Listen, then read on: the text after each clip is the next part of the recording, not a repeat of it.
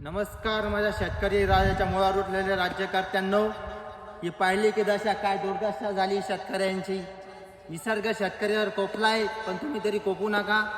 सतत 6 ते 7 महिने झाले सतत पाऊस चालू आहे. पार कापसाच्या वाती झाल्या होत्या, बघू शकता साडल्या कायऱ्या. तिकडे बाजूला पाशांना मक्काला कोंब आले हो. कसं जगणार माझा शेतकरी राजा? कोण विचारायला तयार नाही. तुम्ही नुसती कोटीने आकडे जाहीर केले, पण अजूनपर्यंत 1 रुपया सुद्धा शेतकऱ्यांच्या खात्यावर आलेला नाही. माझ्या शेतकरी राजाने कशी बशी दिवाळी साजरी केली. शेतकऱ्यांचा संयम बघू नका, संयम तुटत चाललेला आहे. तर तुम्हाला रस्त्यावर फिरता येणार नाही.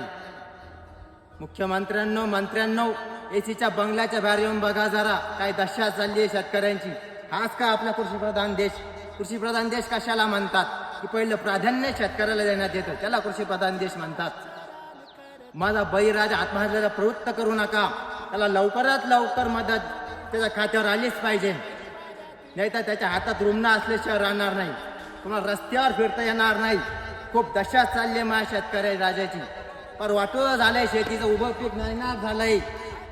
हे 6 ते 7 महिन्यात होत्याचं नव्हतं झालेलं आहे. पार बळीराजा चुकवला गेलाय.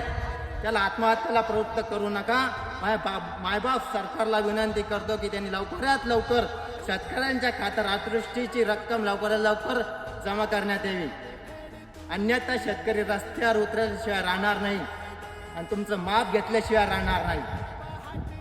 परेशान झालेला आहे. जय जवान जय किसान, पिढा पिढा कळू दे आणि माझा बळीराजाचं राज्य होते. जय हिंद.